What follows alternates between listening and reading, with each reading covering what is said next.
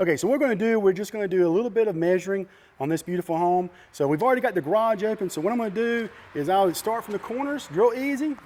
Shoot my laser. I find out the width for the garage. But what I got to do here is I got to go in here. I got to subtract this part from the house because it's not heated living area. So what I do, I'm just going to measure here from the start back to there.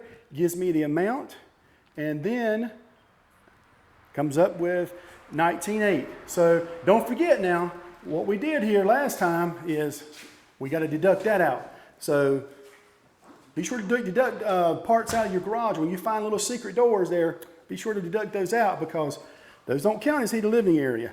So anyway, so we're going to move around. And one thing I do too is some other people, when they measure, they just give you the square footage. You get this nice little square block and all that. I don't do that. With my basic measurement, what I do, I actually measure everything. I measure the porches, I measure garages, I put the rooms, indicate where they are on the house, the stairs, the doors, and all that.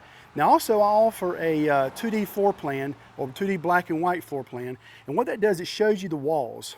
It shows you all where the furniture, all this stuff here, your appliances and all that, where they are in the house. The other option would be my basic measurement, which covers the house, the square footage, the porches, the decks, the doors and all that. And one thing to keep in mind is when people are measuring with a camera, okay, those tools that I use, the camera is always off.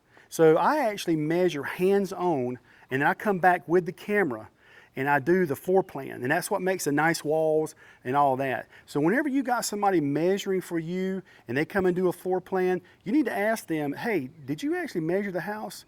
Because those camera measurements are always off. I have run into a number of problems with realtors calling me, hey, this is not right.